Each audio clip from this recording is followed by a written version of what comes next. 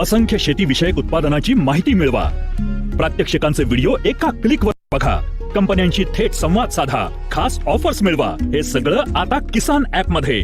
किसान app download करा।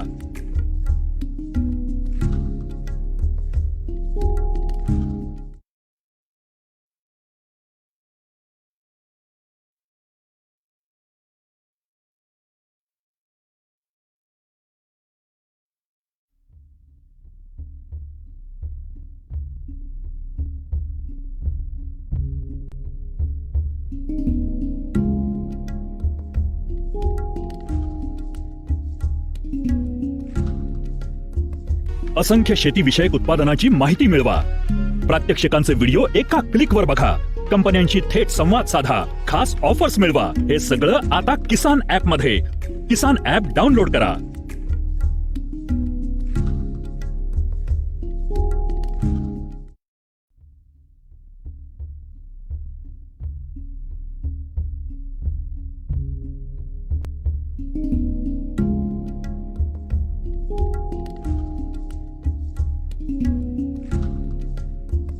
असंख्य शेती विषयक उत्पादनाची माहिती मिळवा, प्रात्यक्षिकांचे व्हिडिओ एका क्लिकवर बघा, कंपन्यांशी थेट संवाद साधा, खास ऑफर्स मिळवा। हे सगळं आता किसान ऍप मध्ये। किसान ऍप डाउनलोड करा।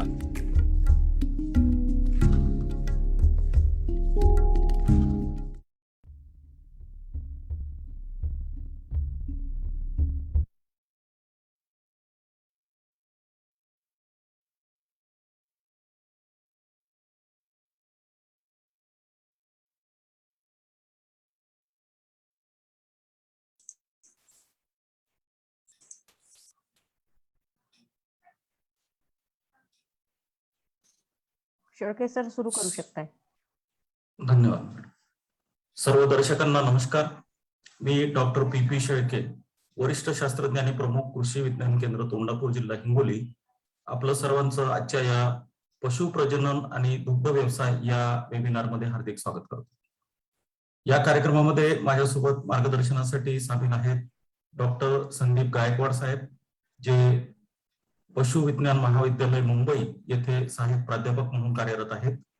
त्याचप्रमाणे किसान टीमच्या रुपाली मॅडम सुद्धा आमच्या कार्यक्रमामध्ये सामील आहेत आणि कृषी विज्ञान केंद्राचे पशु विज्ञान विभागाचे शास्त्रज्ञ डॉक्टर कैलाश गीते हे सुद्धा या कार्यक्रमामध्ये सामील होणार आहेत। भारतीय कृषी अनुसंधान परिषद नवी दिल्ली यांनी आम्हाला सांगितलेलं आहे की सप्टेंबर महिना जो आहे, या सप्टेंबर महिन्याचं जे थीम आहे ते आहे पोषण माह, म्हणजे न्यूट्रिशन मंथ। या न्यूट्रिशन मंथ मध्ये आम्ही न्यूट्रिशनवर ज्या ज्या महत्वाच्या बाबी आहेत त्या शेतकऱ्यांसोबत, त्याप्रमाणे ग्रामीण जे आमचे दर्शक आहेत या दर्शकांसोबत शेअर करण्याचा प्रयत्न करत आहोत। आजचा जो विषय आहे तो सुद्धा त्याच दृष्टिकोनातून आणि थोडासा तांत्रिक बाबीवर सुद्धा फोकस करणार आहोत। दुधाचं महत्व सर्वजणांना माहीतच आहे। दूध हे आपल्या दैनंदिन आहारामध्ये पूर्णान्न म्हणून ओळखलं जातं। दुधामध्ये बहुतेक कार्बोहायड्रेट्स, प्रोटीन्स, फॅट्स हे अतिशय उच्च दर्जाचे आपल्याला उपलब्ध होतात आणि त्याचप्रमाणे जे बाकी मायक्रो न्यूट्रिएंट्स आहेत, कॅल्शियम, मॅग्नेशियम, सेलेनियम असेल, आणखी काही महत्वाचे घटक जे आहेत जे जीवनावश्यक असतात, या सर्वांचा समावेश या दुधामध्ये झालेला आहे। दूध गाईचं असो, म्हशीचं असो, शेळीचं असो, किंवा आजकाल जे काही दूध जे सोयाबीन पासून तयार करत असतो त्या दुधामध्ये सुद्धा काही असे गुण आहेत की जे आपल्या जीवनाला एक चांगलं, आपलं आरोग्य चांगलं करू शकतात। तर आजच्या या पोषण माहच्या निमित्तानं हा एक संदेश मी देऊ इच्छित होतो आणि यानंतर मी डॉक्टर संदीप गायकवाड साहेबांना विनंती करतो की त्यांनी त्यांचं जे सादरीकरण आहे आणि त्यांचं जे मार्गदर्शन आहे पशु प्रजनन आणि दुग्ध व्यवसाय या विषयावरचं ते आता आपल्या सर्व दर्शकांना सांगावं। आणि दर्शकांना मी सांगू इच्छितो की शेवटी आपल्याला प्रश्न विचारता येतील।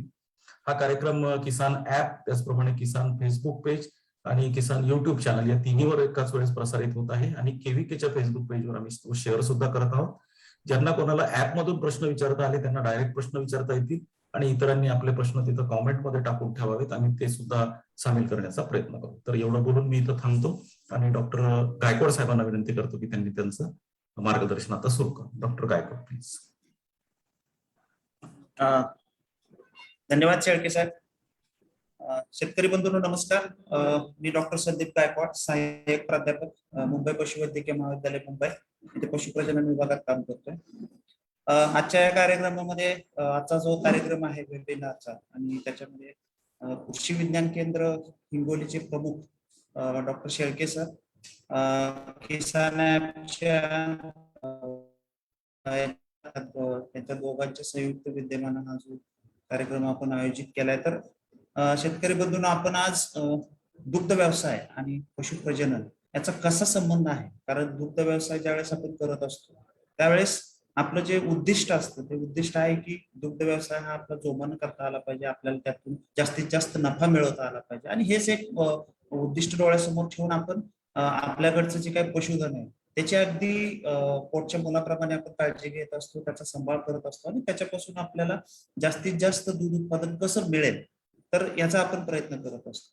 तर आज आपण परंतु हे दूध उत्पादन मिळवत असताना आपलं कुठंतरी कळत न कळतपणे आपल्याकडे जे काय पशुधन आहे, गाय म्हैस असेल, त्यांच्या प्रजननाकडे कुठंतरी दुर्लक्ष होतं आणि मग त्याचा परिणाम जो आहे तो आपल्या दूध उत्पादनावर आणि मग आणि अप्रत्यक्षपणे बऱ्यापैकी आर्थिक नुकसान तिथं होण्याची शक्यता असते. आणि हे होऊ नये म्हणून आपण काय काळजी घ्यायला पाहिजे किंवा त्याचा प्रजननाचा तांत्रिकदृष्ट्या कसा आपण अभ्यास म्हणण्यापेक्षा अभ्यास करणं गरजेचंच आहे, परंतु तांत्रिकदृष्ट्या त्याचं निरीक्षण परीक्षण करून आपल्याला ते प्रजनन कसं योग्य पद्धतीनं करता येईल याच्यावर आपण आज इथे चर्चा करणार आहोत. तर मी माझा प्रेझेंटेशन शेअर करतो.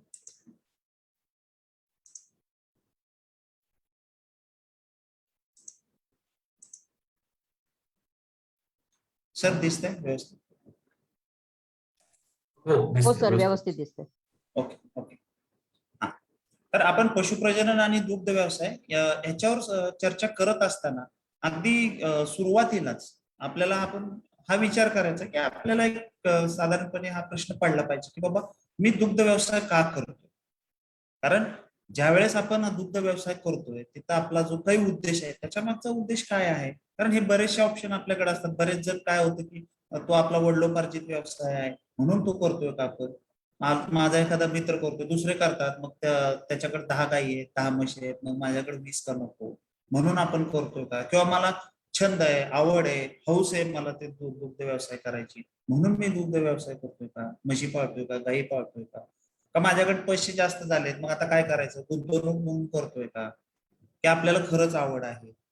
तर हा या कॅटेगरीमध्ये आपण कुठं बसतो, आपण काय करतोय याचा आपल्याला सर्वांनी विचार करणं गरजेचं आहे. परंतु ज्या वेळेस दुग्ध व्यवसाय करतोय आपण त्यावेळेस त्या व्यवसाय म्हणून ज्या वेळेस आपण करतो, मग तो वडिलोपार्जित असू द्या, दुसरे करता, त्यापैकी कुठलाही क्रायटेरियामध्ये तो बसत असेल तरी परंतु आपण ज्या वेळेस तो करतोय त्यावेळेस आपणाला त्याच्याकडे एक व्यवसाय म्हणून बघावं लागेल. आणि ज्यावेळेस आपण त्याच्याकडे व्यवसाय म्हणून बघतोय त्यावेळेस मात्र आपणाला त्या दुग्ध व्यवसायामध्ये फायदाच मिळवावा लागतो. आणि तो मिळवण्यासाठी आपल्याला ज्या काही तांत्रिक गोष्टी आहेत, ज्या तांत्रिक गोष्टी आपल्याला आत्मसात करण्याची गरज आहे किंवा त्या तांत्रिक गोष्टींची अंमलबजावणी आपल्या गोठ्यामध्ये आपल्या फार्मवर करण्याची गरज आहे, ती गरज असताना ती तांत्रिक गोष्टी ज्या आहेत, तांत्रिक काही नियम असतील ते नियम आपल्या गोठ्यावरती अंमलबजावणी करून आपल्या जो काही दुग्ध व्यवसाय आहे त्याच्यामधून जास्तीत जास्त आपण फायदा करायचा प्रयत्न करणार आहोत किंवा आपल्याला तो करायचा असतो. म्हणूनच जरी आपलं कुठलंही आपण जे मेन्शन केले वडिलोपार्जित आहे, दुसरे करतात म्हणून किंवा आवड आहे म्हणून हे करत असताना त्याच्याकडे आपण व्यावसायिक दृष्टिकोनातून बघणं गरजेचं आहे. आणि जोपर्यंत व्यावसायिक दृष्टिकोनातून आपण तो दुग्ध व्यवसाय करणार नाही तोपर्यंत आपल्याला तो दुग्ध व्यवसाय असा समजून येणार नाही. आता ज्यावेळेस आपण दुग्ध व्यवसाय करतोय किंवा आपल्या दैनंदिन जीवनामध्ये ह्या 2-3 गोष्टी आपल्या बऱ्याच वेळेस आपण असं होतं की मी विसरतोय किंवा मी विसरलो, मला आठवतंय आणि मला समजलं. ज्यावेळेस आपण एखादी गोष्ट एका तिसऱ्या माणसाकडून फक्त ऐकतो, ती ऐकणारी गोष्ट ही फार क्षणिक काळापुरती आपल्या लक्षात राहते आणि काही वेळाने काही दिवसांनी आपण ती विसरून जातो. एखादी गोष्ट आपण ज्यावेळेस स्वतः बघतो ती त्या गोष्टीतलं आपल्याला थोडंफार आठवत असतं, भले मग आपण 1 महिना उद्या 2 महिने उद्या, पण आपल्याला थोडंफार त्यातलं आठवतं कारण ती गोष्ट आपण स्वतः पाहिलेली असते. म्हणजे ऐकणं आणि पाहणं ह्याच्यात खूप फरक आहे. ज्यावेळेस तुम्ही ऐकता त्यावेळेस ते विसरण्याची दाट शक्यता असते, तुम्हाला ते आठवणार नाही. परंतु ज्यावेळेस तुम्ही एखादी गोष्ट बघता, स्वतः आपल्या डोळ्यांनी बघता, त्यावेळेस मात्र ती गोष्ट तुम्हाला आठवायला अवघड जात नाही, ती तुम्हाला सहजपणे आठवू शकते. परंतु मी ऐकलं आणि मी पाहिलं, ह्या दोन्ही गोष्टींचा ज्यावेळेस आपण दुग्ध व्यवसाय करतो, या दोन्ही गोष्टींना आपल्याला उपयोग होणार नाही, कारण ते आपण विसरणार आहे. तुम्हाला दुग्ध व्यवसाय फक्त आठवून चालणार नाही. तर ज्या वेळेस तुम्हाला एखादी गोष्ट समजते, कधी समजते, ज्यावेळेस तुम्ही तो गोष्ट करून बघता. आणि दुग्ध व्यवसायामध्ये ही खूप महत्वाची गोष्ट आहे. दुग्ध व्यवसाय असेल, पशुसंवर्धन असेल, पशुपालन असेल, हे आपल्याला स्वतः करावं लागणार आहे. तर मग ते तुम्हाला समजल. त्यातले काही बारकावे आहेत, ते बारकावे आपल्याला समजतील, कारण हे जे बारकावे आहेत ते बारकावेच आपल्याला जास्त नुकसानकारक ठरतात. म्हणून दुग्ध व्यवसाय करत असताना जोपर्यंत आपण त्याची सुरुवात, small begin is always good किंवा बेटर असं आपण म्हणतो, सुरुवात ही कधी पण छोटीशी करायला पाहिजे. आणि ज्यावेळेस आपल्याला त्या व्यवसायाला अनुभव सारखं गुण नाहीये, त्याच्यामुळं ज्यावेळेस आपण त्या अनुभवातून शिकत राहतो, मग तुम्हाला तो व्यवसाय असेल, त्यातलं जे तांत्रिक गोष्टी असतील, त्यातल्या व्यवस्थापनाशी रिलेटेड गोष्टी असतील, त्या तुम्हाला समजतील. आणि आपल्याला एखादी गोष्ट समजली की आपण त्याचं लाईफ लॉंग म्हणजे आयुष्यभर त्याच्यामध्ये आपण ऍडिशन अपडेट जे काय नवीन गोष्टीची आपण त्याच्यामध्ये सुधारणा करू शकतो. त्याच्यामध्ये आपल्याला कुठल्या गोष्टी नुकसानकारक आहेत त्या गोष्टी तुम्ही डिलीट करू शकता, तुम्ही त्या टाळू शकता. आणि म्हणून दुग्ध व्यवसाय करताना तुम्हाला फक्त कुणाचा दुग्ध व्यवसाय बघू किंवा कुणाकडून तर अशा गोष्टी मोठ्या मोठ्या ऐकून दुग्ध व्यवसायात आपल्याला पडायचं नाही, तर आपल्याला दुग्ध व्यवसाय समजून घ्यायचा आहे. आणि दुग्ध व्यवसाय समजून घ्यायचा असेल तर आपल्याला तो स्वतः जातीनं लक्ष घालून तो स्वतः करावा लागणार. आणि मग हा दुग्ध व्यवसाय ज्यावेळेस आपण विचार करतो या दुग्ध व्यवसायाचा, तर या दुग्ध व्यवसायामध्ये कसं असतं की आता हे जे मी काय दाखवले तुम्हाला, शेतकरी असेल, दूध असेल, प्रजनन असेल आणि डॉक्टर म्हणजे पशुवैद्यक असेल, तर या हे चार आपण पिलर्स किंवा हे चार खांब आहेत दुग्ध व्यवसायाचे, जे काही घर आहे त्याच्यामध्ये हे चार खांब आहेत असं म्हणायला हरकत नाही. कारण कसं आहे, जर यातला एक जरी खांब जरी डळमळीत झाला किंवा एखादा वीक असेल, तर मात्र त्याच्यामध्ये दुग्ध व्यवसायाची जी काही इमारत आपल्याला उभी करायची आहे, जी इमारत आपली उभी झालेली आहे, ती इमारत डळमळीत व्हायला म्हणजेच आपल्याला दुग्ध व्यवसायात नुकसान व्हायला वेळ लागणार. तर मग काय, दूध आहे, बरोबर आहे. तर पहिलं आपलं उद्दिष्टच आहे दुग्ध व्यवसायात जे पडतो आपण दुग्ध व्यवसाय करतो, त्याचं पहिलं उद्दिष्टच आहे की आपल्याला दूध पाहिजे. म्हणून तर आपण त्या दुग्ध व्यवसायामध्ये किंवा पशुपालनाकडे वळालो. आणि ही श्वेत क्रांती करत असताना, दुग्ध क्रांती करत असताना जास्तीत जास्त दूध उत्पादन कसं आपल्याला मिळवता येईल त्याच्याकडे आपण लक्ष देतोय. म्हणून पहिला जो पार्ट आहे दुग्ध व्यवसाय तो दूध, आणि तो दूध असायलाच पाहिजे. दुसरा पार्ट आहे तो शेतकरी, म्हणजे आपण जे पशुपालक आहोत, आपल्याकडे जे काही गाई म्हशी वगैरे असतात, तर त्या गाई म्हशींचा शेतकरी कसा त्या दूध व्यवसायाचा फायदा दुग्ध व्यवसायामध्ये फायदेशीर होण्यासाठी कसा जबाबदार ठरतो. कारण ज्यावेळेस आपण गाई पाळतो, म्हशी पाळतो, किंवा आपल्याकडे ज्या काही गाई म्हशी असतात, त्या गाई म्हशींना आवश्यक असणारे सगळे घटक, मग ते व्यवस्थापनातून असू द्या किंवा पोषण आहारातून असू द्या, जसं शेळके सरांनी सांगितलं की महिना पोषण आहारात आहे, आणि पोषणाचं महत्व तर आहेच. जिथं पोषण आणि व्यवस्थापन, पशुपोषण आणि व्यवस्थापन जिथं उत्तमरित्या चालतं, आयडियल कंडिशन मध्ये चालतं, तिथं प्रजननाशी संबंधित समस्या हा फार कमी प्रमाणात येतात. म्हणजे आपण परत असं म्हणूया की जे प्रजनन आहे त्याचा पाया जो म्हणतो आपण, तो उत्तम व्यवस्थापन आणि पशुपोषण. मग शेतकऱ्याचं जे काही जबाबदारी आहे, त्या गायीचं पालन पोषण करत असताना, तिचं व्यवस्थापन करत असताना, त्या व्यवस्थित जबाबदाऱ्या आपल्याला स्वतः पार पाडायच्या. आणि ह्या जबाबदाऱ्या ज्यावेळेस आपल्याला पार पाडायच्या असतात, त्यावेळेस आपल्याला त्या कुणाकडून ऐकून निश्चितपणे आपल्या त्या लक्षात येणार नाही. त्याच्यासाठी कमीत कमी आपल्याला ते पाहावं लागल व्यवस्थापन कसं असतं, आणि ते स्वतः करावं लागल. आणि त्याच्यातले जे काही मुख फॉल्स आहेत, म्हणजे ज्या काही कमतरता आहेत, उणीवा आहेत, त्या उणीवा आपल्याला दूर करत करत अनुभवातून आपल्याला समोर शिकायचं. तिसरा घटक आहे आपण डॉक्टर. दुग्ध व्यवसाय म्हटल्यानंतर जे काही पशुधन आहे, आजारी पडणं किंवा त्याचे काही समस्या आहेत, त्याच्यासाठी डॉक्टरची आवश्यकता असते. बऱ्याच गोष्टी असतात की प्रथमोपचारातून बरं होतात, परंतु ज्यावेळेस प्रथमोपचारातून काही गोष्टी बऱ्या होत नाही किंवा त्याच्यामध्ये आपल्याला रिझल्ट किंवा आपल्याला यश मिळत नाही, त्यावेळेस तुम्हाला त्या डॉक्टरांना सल्ला घेणं, डॉक्टरांची मदत घेणं, त्यांच्याकडून योग्य ते उपचार करून घेणं अतिशय गरजेचं आहे. कारण याच्यामध्ये ज्यावेळेस जनावर आजारी पडतंय त्यावेळेस तुम्ही त्याचा दूध उत्पादनावर परिणाम होणार आहे आणि अप्रत्यक्षपणे त्याच्या प्रजननावर पण परिणाम होणार. आणि चौथा जो सगळ्यात महत्वाचा घटक आहे की ज्याचा डायरेक्ट संबंध, प्रत्यक्ष संबंध हा दूध उत्पादन वाढीशी आहे, ते आहे पशुप्रजनन. आणि हेच पशुप्रजनन याचा दुग्ध व्यवसायाशी कसा संबंध आहे, कारण तो आपण हे काही घटक पाहिले, जबाबदार घटक म्हणू आपण त्याला, किंवा जे काही जबाबदार आपण जे पिलर्स म्हणतोय दुग्ध व्यवसायाचे, त्याचा पशुप्रजनन हा एक अविभाज्य घटक आहे. पशुप्रजनन हे उत्तमरित्या किंवा त्याच्या परिपूर्ण आदर्शवत जर पशुप्रजनन होत नसेल तर त्या गायीमध्ये जे काय आपल्याला अपेक्षित असं दूध उत्पादन आहे ते अपेक्षित दूध उत्पादन मिळणं मुश्किल होतं, किंबहुना ते मिळणार पण नाही. आणि म्हणून ज्या वेळेस प्रजनन आणि दूध उत्पादन ह्या दोन जे आहेत ते एकाच रथाची चाक आहेत आणि ते आपल्याला ते बरोबर म्हणजे पॅरलल चालवायचे. आणि मग यशस्वी दुग्ध व्यवसाय जर करायचा असेल आपल्याला तर पशुप्रजननाचा वापर तांत्रिकदृष्ट्या आपण किंवा आदर्श पशुप्रजनन किंवा तांत्रिकदृष्ट्या पशुप्रजनन व्यवस्थापन करून आपण ही जी काही यशस्वी दुग्ध व्यवसायाकडे जाणारा जो मार्ग आहे पशुपालकाला त्या मार्गावरून चालायचा आहे, तर निश्चितपणे आपण त्या आदर्श पशुप्रजनन जे काही व्यवस्थापन आहे त्या आदर्श पशुप्रजनन व्यवस्थापन आपण करून आपण यशस्वी दुग्ध व्यवसायाकडे म्हणजे जास्तीत जास्त उत्पादनाकडे वाटचाल करू शकतो. कारण आतापर्यंतची आपली जी काही संकल्पना होती ती अशी होती की एका वेतामध्ये आपण त्या गायीने किंवा म्हशीने जे काही दूध दिलंय त्याच्यावर तिची बाजारातली किंमत पण ठरत होती. परंतु आता ही जी संकल्पना आहे की नवीन तंत्रज्ञान जेव्हा नवीन नवीन टेक्नॉलॉजी कुठल्याही क्षेत्रात येत असतात, तंत्रज्ञान क्षेत्रात येत असतात, त्यावेळेस मात्र ही संकल्पना थोडीशी बदललेली आहे. आणि ही संकल्पना अशी बदलली आहे की आपल्याकडे जी काही गाय असेल किंवा म्हैस असेल ती जास्त लवकरात लवकर आपल्याला कशी दूध उत्पादनात आणता येईल आणि तिचं जे काही रिप्रोडक्टिव्ह लाईफ आहे, प्रोडक्टिव्ह लाईफ आहे, उत्पादनक्षम जीवन तिचं आयुष्यमान आहे, त्याच्यामध्ये जास्तीत जास्त तिचा फायदा आपल्याला कसा करून घेता येईल. आणि म्हणून हे जे काही लाईफ टाईम किंवा एका लाईफ टाईम मध्ये जेवढं काही दूध उत्पादन आपल्याला जास्तीत जास्त मिळवायचं असेल तर आपल्याला पशुप्रजनन आदर्शवत करून घ्यावं लागेल. अन्यथा प्रजनन जसं मी म्हटलं प्रजनन आणि दूध व्यवस्थापन ह्या एकाच रथाची दोन चाकं आहेत, त्यामुळे ही दोन चाकं व्यवस्थितरित्या चालायलाच पाहिजेत. आणि ह्याचं पूर्ण जबाबदार घटक हे आपण आहोत, म्हणजे पशुपालक आहोत.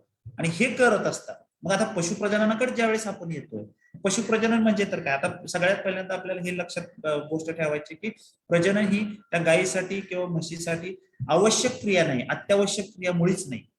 होतं काय की ह्या ज्यावेळेस पशुप्रजनन असं कधीच होत नाही की त्या गायीमध्ये किंवा म्हशीमध्ये किंवा कुठल्याही स्पेसिस मध्ये कुठल्याही जनावरांमध्ये प्रजनन झालं नाही म्हणून त्याचा मृत्यू झाला किंवा ती जगण्यासाठी अत्यावश्यक क्रिया असं होत नाही.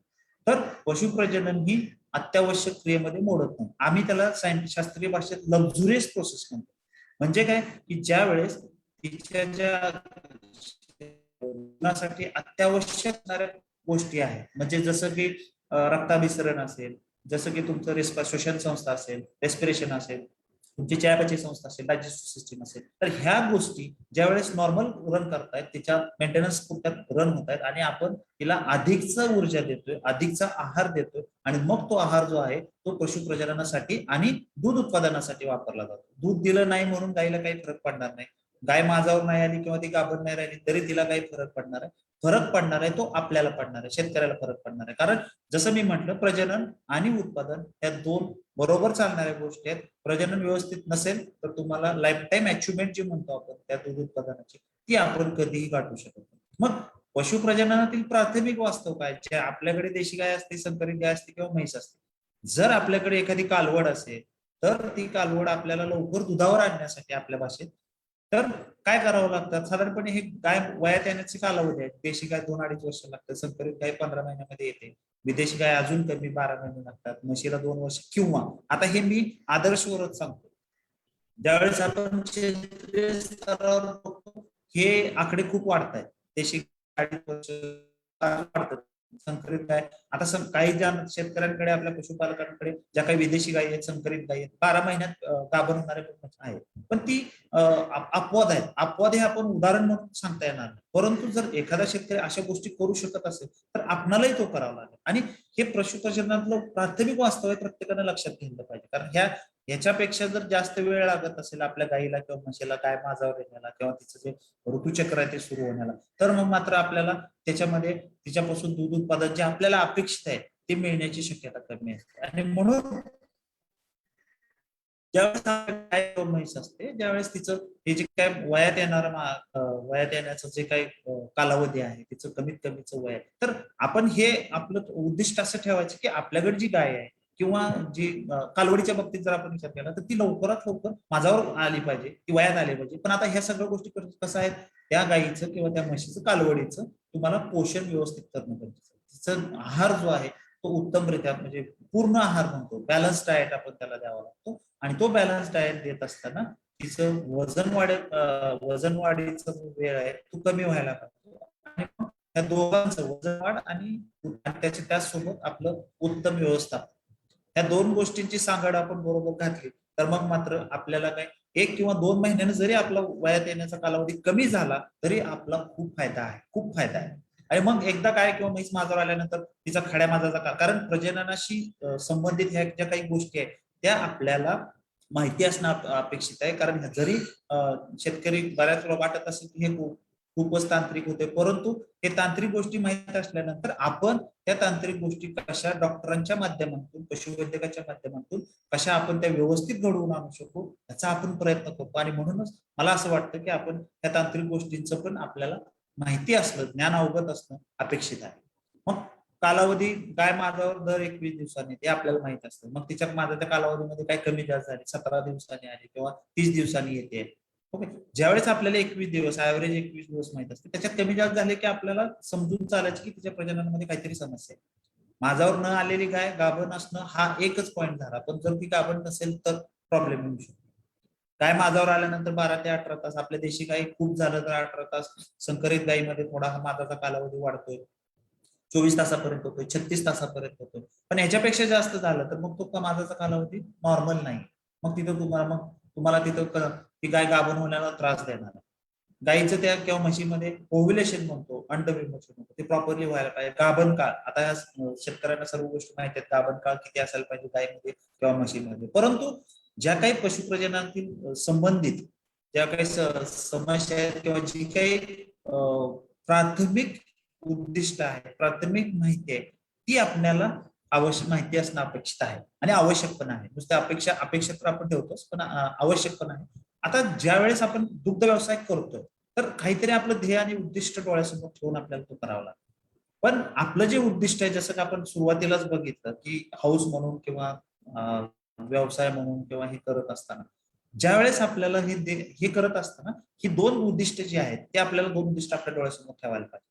त्यातलं एक जे आहे की आपल्याकडे ज्या गाई म्हशी आहेत त्याचा कमी पैदास कालावधीमध्ये जास्तीत जास्त गर्भधारणेचा दर राहायला पाहिजे. आता कमी पैदास कालावधी म्हणजे काय, ज्या वेळेस गाय किंवा म्हैस आपल्याकडे तिचं पार्थिव व्याते बिल्यानंतर साधारणपणे आदर्श कालावधी आहे तो 60 ते 90 दिवस आहे, परंतु आपण 100 दिवस झाले.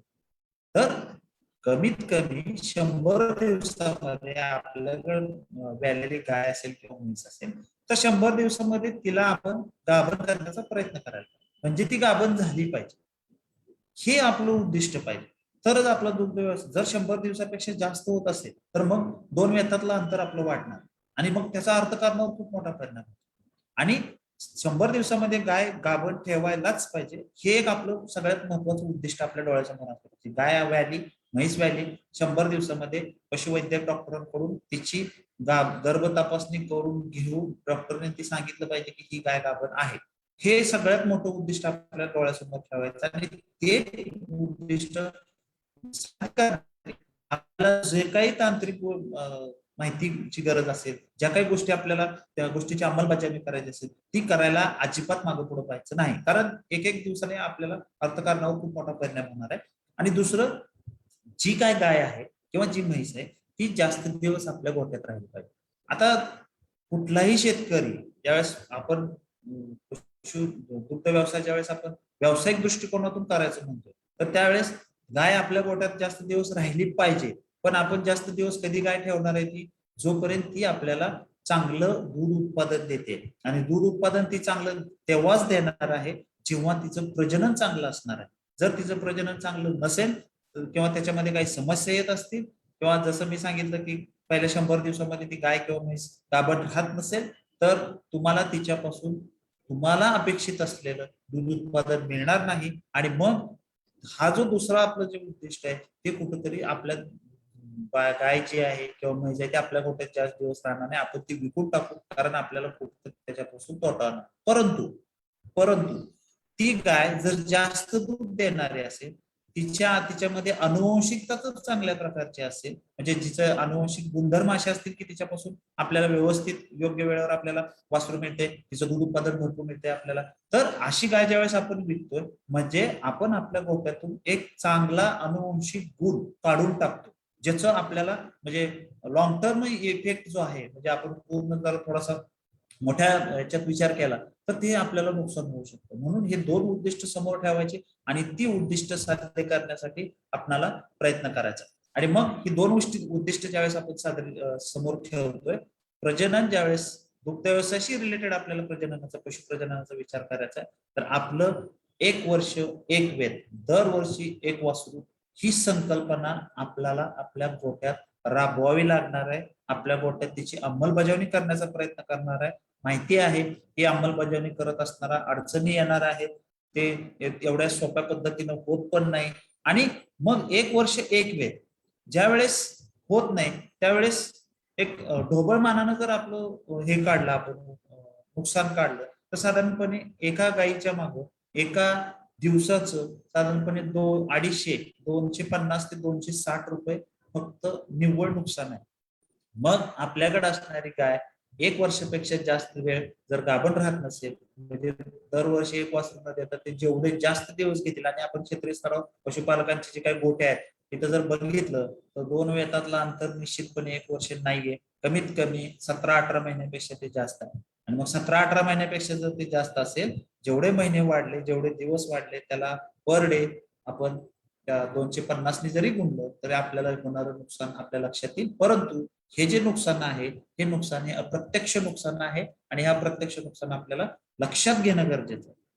आता प्रजननाकडे लक्ष का द्यायचंय आपल्याला? आपल्या समोर एक चार्ट दाखवला, त्या चार्ट मध्ये असं होतं की दूध उत्पादन, आता दूध साधारणपणे जे काही विल्यानंतर वाढण्याचा जी कालावधी आहे साधारणपणे 42व्या दिवसाच्या आसपास त्या गायीचं त्या वेतातलं जास्तीत जास्त दूध देण्याचं जे प्रमाण असतं तिथं 42व्या दिवशी वाढतं मॅक्सिमम दूध उत्पादन, आणि नंतर ती कमी होत राहते. आता नंतर ते मग तिथं कसं होतं, साधारणपणे सरासरी प्रति महिना 9% दूध उत्पादनात करते.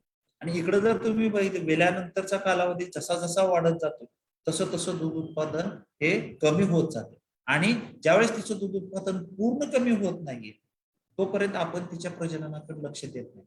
म्हणून जे मी काय आता सांगितलं 100 दिवस, हे 100 दिवस खूप महत्वाचे. त्या 100 दिवसामध्ये तुम्हाला त्या गायीला किंवा त्या म्हशीला तुम्हाला गाभण करणं गरजेचं आहे. कारण ती गाय गाभण नाही राहिली तर तिचं दूध उत्पादन हे कमी होणार आहे. ज्यावेळेस पूर्ण दूध उत्पादन कमी झाल्यानंतर तुम्ही जर प्रजननाकडे तिच्या लक्ष देणार असाल तर आपल्याकडून बराचसा कालावधी हा निघून गेलेला असतो. आणि मग ज्यावेळेस कालावधी हा निघून जातो बराचसा, त्यावेळेस कसं राहतं, आणि त्या कालावधीमध्ये आपल्याला गरज कशाची आहे तर पहा, दूध उत्पादन ज्यावेळेस कमी कमी होत राहतं तर आपला जो नफ्याचा कालावधी आहे तो पहिल्या वेल्यानंतरच्या पहिल्या काही दिवसातच, आणि त्याच्यानंतर ज्यावेळेस तिचं दूध उत्पादन कमी होतंय आणि तिचा परत भाकड काळ असतो, भाकड काळ तर हा प्रत्येक जनावरांमध्ये असतोच, तर हे जे कमी उत्पादन जिथं होत असते तिथं आपल्याला ती गाय गाभण करणं गरजेचं आहे. कारण तो जो काही नफा कालावधी आहे तो नफा कालावधीचे जे काही पिक्स आहेत, जे काही ग्राफ्स मध्ये आलेले आहेत, ते आपल्याला तिच्या पूर्ण आयुष्यामध्ये, प्रजननक्षम आयुष्यामध्ये आपल्याला तिचे परत रिपिटेशन होणं गरजेचं. आणि तो कालावधी एकदा नफ्याचा कालावधी किंवा जे दूध उत्पादन आहे ते एकदा कमी झालं की जोपर्यंत ती गाय परत गाभण राहत नाही, परत तिची डिलिव्हरी होत नाही, म्हणजे वीत नाहीये, तोपर्यंत तिचं दूध उत्पादन परत वर जाणार नाहीये.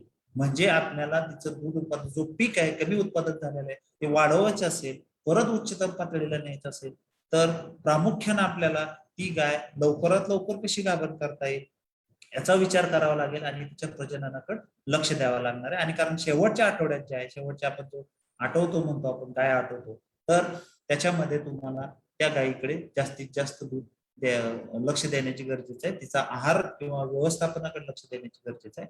आता ज्यावेळेस आपण पशुप्रजननात काही प्रॉब्लेम्स येत आहेत, अडथळे येत आहेत, समस्या उद्भवत आहेत, तर त्याचा दूध उत्पादनावर कसा परिणाम होतो? साधारणपणे आता जसं आपण सांगितलं की जी काय उच्चतम पातळी उत्पादनाची ती साधारण पहिल्या 42 दिवसात किंवा साधारणपणे 60 ते 75 दिवसापर्यंत ती एक मेंटेन राहते आणि त्याच्यानंतर मात्र दूध उत्पादन कमी व्हायला. म्हणून मगाशी जसं म्हणलं की 100 दिवसामध्ये गाय म्हणजे हा जो लाल रेषा आहे ती लाल रेषा परत अशी खाली होणार आहे, म्हणजे दूध उत्पादन कमी होणार. आणि जोपर्यंत आपण गाय गाभण राहत नाहीये आणि परत तिची डिलिव्हरी होत नाही तोपर्यंत हा परत लाल रेषा वाढणार नाही, उंच होणार नाही. आणि म्हणून इथं आपल्याला पहिले ज्यावेळेस डिलिव्हरी होते तर आपल्याला इथं 90 दिवसाच्या अगोदर तिचं कृत्रिम रेतन करून घेणं गरजेचं आहे. जर तसं झालं तर मात्र दुसऱ्या वर्षी 1 वर्षानंतर कृत्रिम रेतन नुसतं करून नाही तर आपल्याला ती गाय गाभण पण ठेवायची. आणि मग त्यावेळेस तसं आपण करतोय त्यावेळेस आपल्याला दरवर्षी एक वासरू मिळण्याची शक्यता वाढते. मिळेलच असं म्हणत नाही, आपण शक्यता वाढवतोय. आणि प्रजननामध्ये काम करत असताना, पशुप्रजनन व्यवस्थापनामध्ये काम करत असताना आपणाला ह्या शक्यता वाढवायची.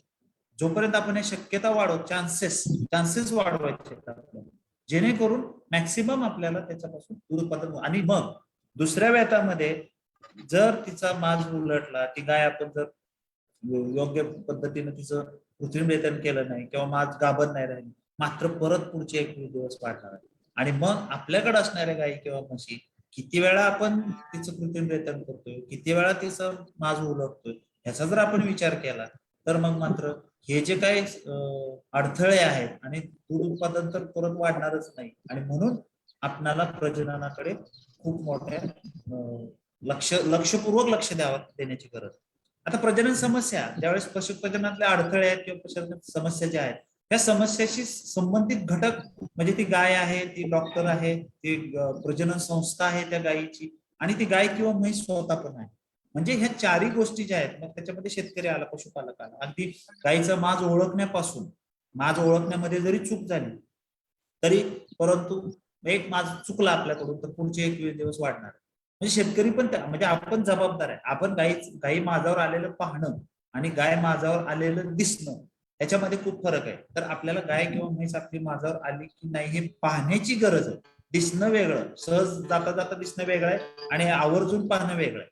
तर ह्या गोष्टींचा प्रादुर्भाव आपल्या दैनंदिन जीवनामध्ये ज्यावेळेस आपल्याकडे गायी म्हशी आपल्या गोट्यात आहेत तर याच्यामध्ये आपल्याला जाणीवपूर्वक ह्या गोष्टी आपल्या अंगवळणी पाडून घ्याव्या लागणार आहेत. आपल्याला त्याच्याकडे लक्ष द्यावं लागणार आहे. कारण प्रजनन आहे, गायीला परत मी सांगतोय काही फरक पडणार नाही. आपण एक जबाबदार घटक आहोत. गायीला आपल्यापासून काही फायदा नाही, आपल्याला गायीपासून फायदा आहे. आपण जरी पशुपालक म्हणत असू तरी आपण पशुपालक नाही आहोत. गाय आपल्याला सांभाळते, म्हैस आपल्याला सांभाळते. त्यांचे जे काय उत्पादन आहे, दूध उत्पादन असेल त्याच्यावर आपला चरितार्थ चालतो, त्याच्यापासून आपल्याला नफा मिळतो आणि फायदा होतो. तर हे जे 4 घटक आहेत, ह्या 4 घटक मग त्या गायीची प्रजनन संस्था असेल, की स्वतः गायीचं आरोग्य असेल, डॉक्टर म्हणजे डॉक्टर हे अप्रत्यक्षरित्या जबाबदार कसे, डॉक्टरांना आपण जोपर्यंत सांगणार नाही तोपर्यंत डॉक्टर तुमच्या गोठ्यात व्हिजिटच करणार नाही.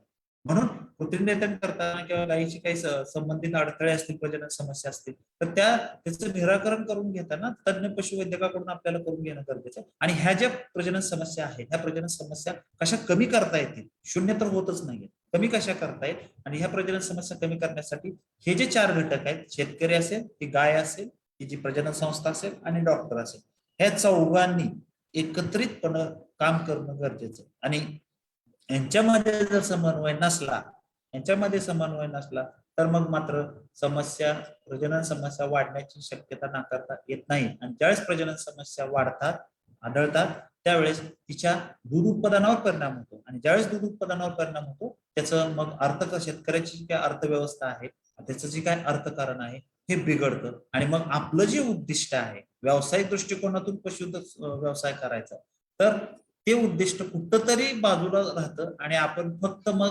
दुसरा करतोय म्हणून, हौस म्हणून, आवड म्हणून अशा पद्धतीने दुग्ध व्यवस्था करायला लागतो असं मला वाटतं. आणि मग ह्या पशुप्रजननातील जे काही समस्या आहेत, जे काही साधारणपणे रेग्युलर येणारे समस्या, साधारण समस्या ज्या असतात की जे कॉमन आहे, आपल्याकडे गाय किंवा म्हैस असेल, एक तर असते की ती गाय मास दाखवते आणि मास दाखवला तरी ती वारंवार होते. ह्या दोन प्रमुख समस्या ज्यावेळेस आपल्याला क्षेत्रीय स्तरावर आढळून येतात.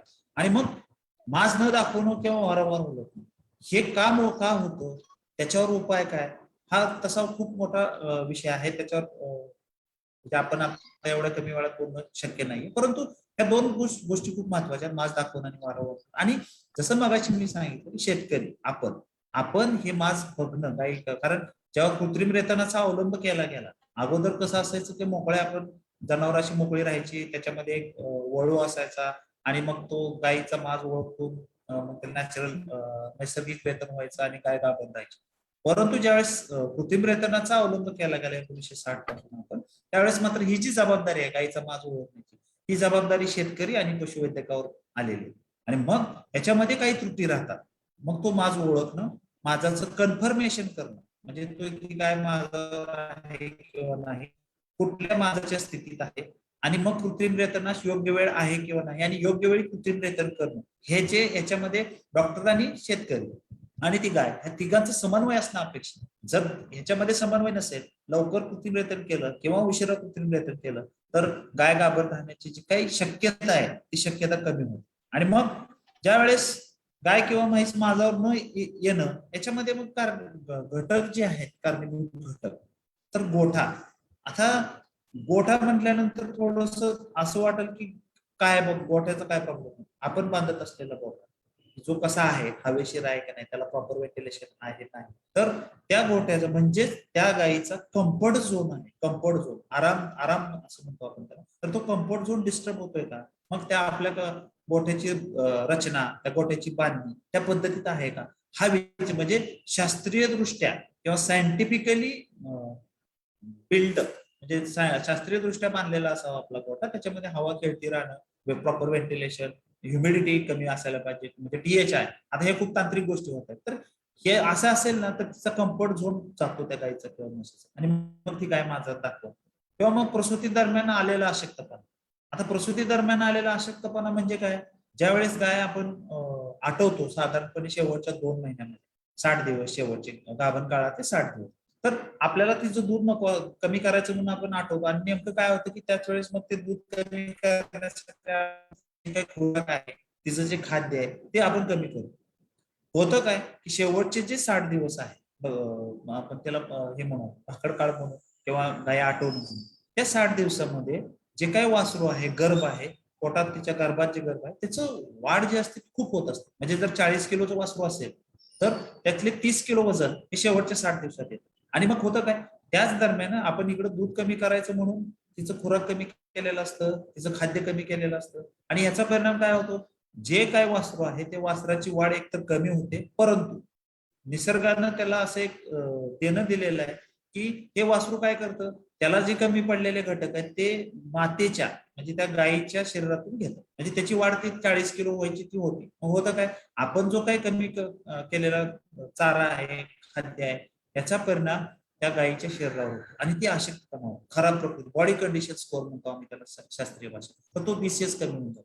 आणि तो BCS कमी झाल्यानंतर मग अडचण अशी येते की ती गाय प्रसूती पश्चात माझ्यावर येत नाही. आणि माझ्यावर, जसं माझ्यावर येणे अनावश्यक क्रिया मी सांगितलं, कारण तिला दूध उत्पादन करायचं असते. आणि मग प्रसूती पश्चात असंतुलित आहार, संतुलित आहार कुठल्याही स्टेजला, कुठल्याही अवस्थेत त्या गायीला किंवा म्हशीला आपल्याला देता आला पाहिजे. आणि संतुलित आहाराचं हे तिच्या फक्त आरोग्यात नाही, तर पशुप्रजनन व्यवस्थापन जे आहे, पशुप्रजनन आरोग्य जे आहे, त्याच्यामध्ये पण खूप मोठा महत्वाचा वाटा आहे त्या संतुलित आहाराचा.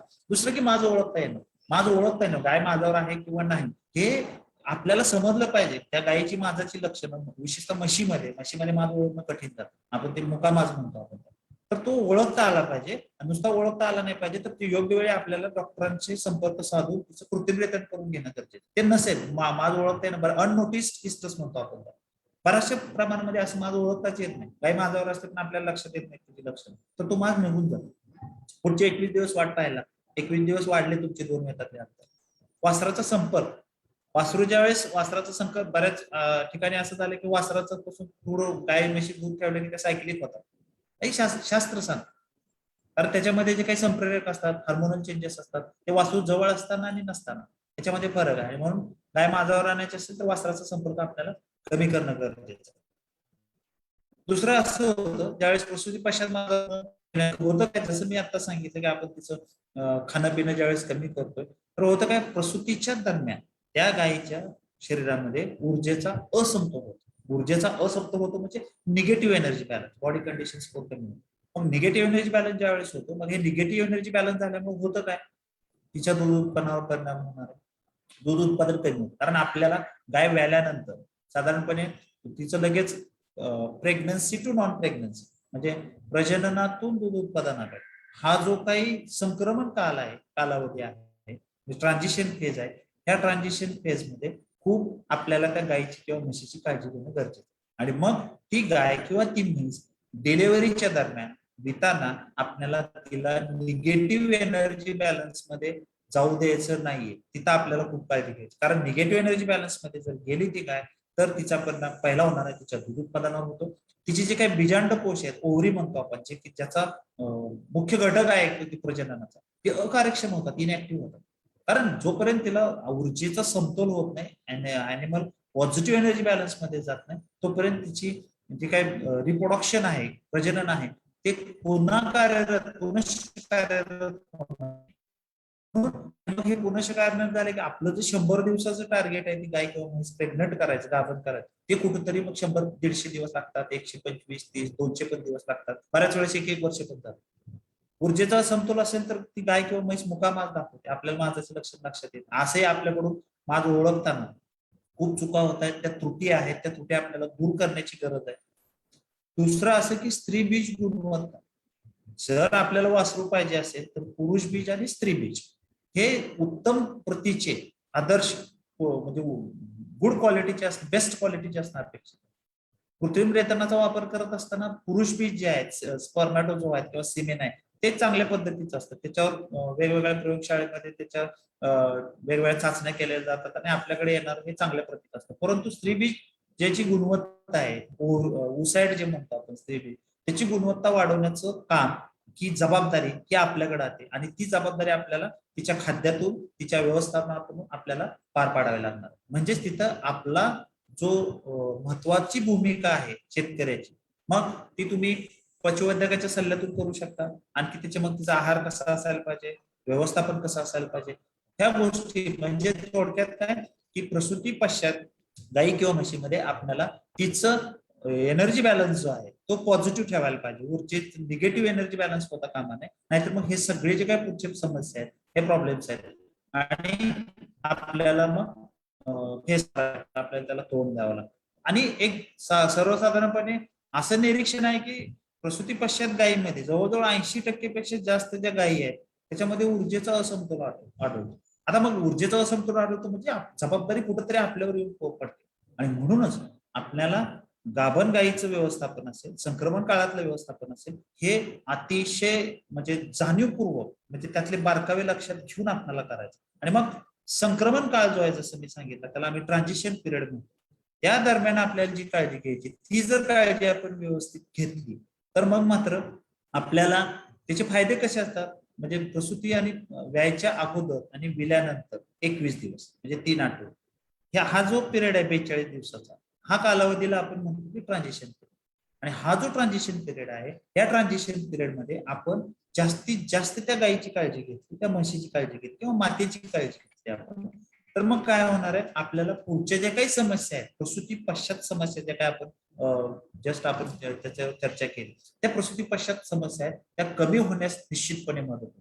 आता कसं होतं, हा जो काही ट्रान्झिशन पिरियड आहे, संक्रमण कालावधी आहे, त्याच्यामध्ये त्या गायीला जास्तीत जास्त आराम द्यायचा. कारण हा त्रासविरहित संक्रमण काळ म्हणजे उत्तम दूध उत्पादन आणि उत्तम प्रजनन, पशुप्रजनन. कारण पोस्टपार्टम म्हणजे प्रसूती पश्चात ज्या काही गोष्टी आपल्याला पाहिजे असतात त्या ह्या संक्रमण काळात आपल्याला त्याचं व्यवस्थापन करायचं. आणि मग हे करत असताना आपल्याला त्या संक्रमण कालावधीमध्ये आपण त्याला प्रथिनं द्यायला लागतात, आपण त्याला फॅट द्यावं लागतं. म्हणजे हे सर्व गोष्टी देत असताना की आपल्याला त्याची काळजीही घ्यायची की तिचा, त्या गाईचा किंवा म्हशीचा एनर्जी बॅलन्स पॉझिटिव्ह राहायला पाहिजे. मग साधारणपणे प्रसूती पश्चात सुरुवातीच्या कालावधीमध्ये आपल्याला 17% प्रोटीन आहे, नंतर 16%, 14%, म्हणजे हे प्रोटीन पर्सेंटेज आहे, हे प्रोटीन पर्सेंटेज आपल्याला कमी करायचं. आता होतं काय, ज्या वेळेस हे प्रोटीन पर्सेंटेज कमी होत आहे त्यावेळेस मग हे करत असताना आपल्याला नंतरच्या कालावधीमध्ये, कारण हे सर्व आहारातील प्रथिने किंवा प्रोटीन्स आहेत, हे करतोय आपण कशासाठी की ह्याचा प्रत्येकाशी वापरच होतो तो चांगल्या पद्धतीने. म्हणजे आपलं जे प्रथिन आणि बाजारात मार्केटमध्ये आपल्याला अशा पद्धतीचे वेगवेगळे पशु आहार उपलब्ध आहेत, त्याचा आपण वापर केला तरी आपल्याला चालतो. आता हा जो बॅलन्स आहे, ऊर्जेचा समन्वय ज्या वेळेस साधायचा, आता हे काय आपण निगेटिव्ह एनर्जी बॅलन्सचे तोटे बघितले, त्याचे फायदे म्हणजे नुकसान काय होतं हे, आणि दुसरं काय होतं की हे झाले जनरल मध्ये. आता प्रजननावर कसा परिणाम होतो, प्रजननावर ज्यावेळेस ते परिणाम करतं तर सगळ्यात महत्वाचं काय होतं की गर्भाशय जे आहे ते गर्भाशयाची आकुंचन क्षमता जी आहे ती कमी करते निगेटिव्ह एनर्जी बॅलन्स, जर ऍनिमल संक्रमण कालावधीमध्ये निगेटिव्ह एनर्जी बॅलन्स मध्ये असेल. आणि ज्यावेळेस ही आकुंचन क्षमता कमी होते त्यावेळेस सगळ्यात महत्वाचं वासरू बाहेर यायला अडचण होणार आहे, कारण ते तेवढा जो ताकद पाहिजे त्या गर्भाशयाच्या मसल्स मध्ये, टिश्यू मध्ये, ती ताकद मिळत नाही आणि मग ते वासरू अडकणं किंवा वासरू आत राहणं हे प्रॉब्लेम्स येऊ शकतात. दुसरं ते मग तुम्ही डॉक्टर आणून किंवा ते गाय ओढून वासरू ओढून वगैरे काढल्या ह्या गोष्टी होऊ शकतात. आता ते झाल्यानंतर गर्भारपणातले जे काही प्रेग्नन्सी रेसिड्यू वाईट घटक जे आहेत ते वाईट घटक पण बाहेर पडण्यासाठी व्याल्यानंतर त्या गर्भाशयाची आकुंचन योग्य वेळी आणि जास्तीत जास्त प्रमाणात होणं गरजेचं असतं, की ज्याचा परिणाम म्हणून त्या गर्भारपणात प्रेग्नन्सी रेसिड्यूल्स आहेत ते बाहेर पडत असतात, ते बाहेर पडत नाही जर निगेटिव्ह एनर्जी बॅलन्स असेल. आणि मग ते बाहेर नाहीत पडले तर मग गर्भाशयाचा दाह होणार आहे, मॅट्रायटिस होतो. मॅट्रायटिस झाले की मग त्याचा तुम्हाला उपचार करावे लागतात, मग त्याचा परिणाम गायीच्या माझावर येण्यावर होतो, ते काय लवकर माझावर येत नाही, मग तुमचे टेस्टिंग कॉस्ट, ट्रीटमेंट कॉस्ट आणि दोन वेतातलं अंतर ते वाढतं. आणि सगळ्यात महत्वाचं आहे की रोग प्रतिकार क्षमता कमी होते, इम्युनोसप्रेशन निगेटिव्ह एनर्जी बॅलन्स. आणि ज्यावेळेस गाय व्याती त्यावेळेस पूर्ण प्रजनन संस्था जी आहे त्या गायीची ही बाहेरच्या एन्व्हायरमेंटला एक्सपोज होत असते, आणि ज्या रोग प्रतिकारक क्षमता कमी असेल तर त्यावेळेस तिच्या गर्भाशयामध्ये, तिच्या प्रजनन संस्थेमध्ये असणार जे काही जवळजवळ 29 ते 30 प्रकारचे वेगवेगळे सूक्ष्मजीव आहेत त्यांची संख्या वाढते, ते फ्लेअर अप होतात आणि मग त्याच्यापासून तिला परत दुसरे रोग होण्याची शक्यता वाढते. आणि म्हणून निगेटिव्ह एनर्जी बॅलन्स किंवा ऊर्जेचं समन्वय आहे ते साधण्याची आपल्याला गरज आहे. आणि मग ऊर्जेचा असमतोलाचा परिणाम असा होतोय, जर ऊर्जेचा जे काही निगेटिव्ह एनर्जी बॅलन्स आहे त्याचा डायरेक्ट परिणाम त्याच्या शरीर प्रकृतीवर होतोय, आणि शरीर प्रकृतीवर झाल्यानंतर गाभण कालावधी होण्याचा कालावधी वाढतो. म्हणजे जसा जसा आपण टेबलमध्ये बघितलं तर शारीरिक स्थिती जी आहे त्याचे BCS म्हणजे 0.5 जरी कमी झाला तर इकडं मात्र तिचे डेज आहेत गाभण होण्यासाठी हे वाढत आहेत, म्हणजे 73, 90, 111. तर मग म्हणून आपल्याला बॉडी कंडिशन स्कोअर म्हणजेच त्या गाईचं जे काही पशुपोषण आहे, आहार आहे, हा व्यवस्थितरित्या आपल्याला करून घ्यावा लागेल, जेणेकरून त्याचा डायरेक्ट परिणाम जो आहे तो आपण कृत्रिमरित्या केल्यानंतर गाभण राहण्यावर आहे किंवा पूर्ण दिवस आहे त्याचे पहिला किंवा दुसरा, ज्यावेळेस दुसऱ्या वेळेला आपण कृत्रिमरित्या करतोय तर ते दिवस वाढत आहेत, म्हणजे 2 वेतातलं अंतर वाढतं. मग आता हा समतोल साधायचा कसा, संक्रमण कालावधीमध्ये करायचं काय, हा बॅलन्स तर करावा लागणार. मग आपण काय करू शकतो, तिला जास्त खुराक द्या. आणि जे आपण उलट करतोय, दूध कमी करायचं म्हणून खुराक कमी करतो, तुम्हाला जास्त खुराक देण्याची गरज आहे.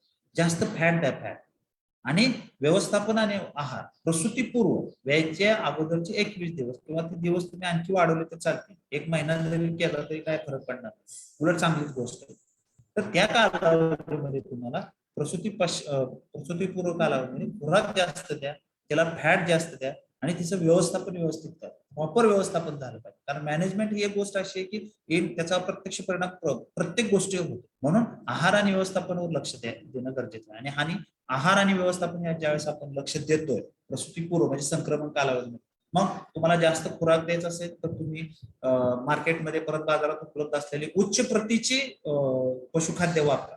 तिथं कमी पैशात मिळतं म्हणून कृपा करून तसं करू नका, कारण जर मी जसं सांगितलं 1 दिवसाचा खर्च हा आपला प्रत्यक्ष 260 रुपये आहे, आणि जर तसं असेल 260 रुपये असेल तर मग मात्र हे करत असताना तुम्ही जर पशुखाद्यामध्ये कॉम्प्रोमाइज करत असाल, कमी प्रतीचं जर खाद्य तिला खायला घालत असाल तर मात्र 2 वेतातलं अंतर आहे ते 2 वेतातलं अंतर परत वाढणार आणि हे 2 वेतातलं अंतर वाढलं की आपलं नुकसान परत होणार. आणि निश्चितपणे गाय किंवा म्हैस व्याल्यानंतर 100 दिवसात गाभण करायला जेवढा खर्च येतो तो आपलं जे रोजचं नुकसान होतंय, जे काय आपण 2 महिने 3 महिने जर गाय मोकळीच राहिली तर जेवढं नुकसान होतंय हे त्याच्यापेक्षा गाय गाभण करण्याला लागणारा खर्च चांगल्या प्रतीची औषधं वापरून तो 100% कमी आहे. आपण जसं शेतकरी बांधव असं म्हणतो की जमीन पडीक ठेवायची नाही, तशी गाय पण खाली नाही ठेवायची. दरवर्षी आपल्याला त्याच्यापासून एक वासरू घ्यायचंच आहे. त्याच्यानंतर म्हणजे आपण परत एकदा मी कृषी विज्ञान केंद्र हिंगोलीचे प्रमुख वरिष्ठ शास्त्रज्ञ डॉक्टर शेळके सर यांनी आपल्यासोबत मला संवाद साधण्याची संधी दिली. त्यांचे नेहमीच असे कार्यक्रम कृषी तंत्रज्ञान सप्ताह वगैरे ते अग्रेसर आहेत. शेतकऱ्यांच्या दृष्टीनं खूप चांगले असे कार्यक्रम ते घेत आहेत. त्याबद्दल मी त्यांचं अभिनंदन करतो आणि त्यांनी मला आपल्या प्लॅटफॉर्मवर बोलण्याची संधी दिली त्याबद्दल त्यांचं मी परत एकदा आभार व्यक्त करतो. किसानच्या रुपाली साठे मॅडम आहेत, त्यांचं मी आभार व्यक्त करतो. त्यांनी हा प्लॅटफॉर्म उपलब्ध करून दिला. आणि सगळ्यात शेवटी आपल्या शेतकरी बांधवांचं त्यांच्याशिवाय म्हणजे त्यांच्यासाठी हे चाललं होतं. आपण सर्वांचं परत एकदा मी आभार व्यक्त करतो. आणि याच्यानंतर आपल्याला एकच लक्षात ठेवायचं की दरवर्षी एक वासरू घ्यायचा प्रयत्न तरी करा. त्याला कितपत यश येईल ते आपल्या तिथल्या परिस्थितीवर अवलंबून असणार आहे, पण आपल्या हातात तेवढं आहे, आपण तेवढा प्रयत्न करायला निश्चितपणे हरकत नाही. एवढंच बोलून मी माझं जे काय आपली चर्चा करायची ते थांबवतो. धन्यवाद. नमस्कार सर. धन्यवाद डॉक्टर गायकवाड सर. आपण शेतकरी बंधूंना अतिशय चांगला संदेश दिलेला आहे की दरवर्षी एक वासरू आपल्याला निर्माण करायचं आहे आणि त्यासाठी लागणाऱ्या सर्व बाबींचा आपण आपल्या सादरीकरणामध्ये अतिशय चांगला वापर केलेला आहे.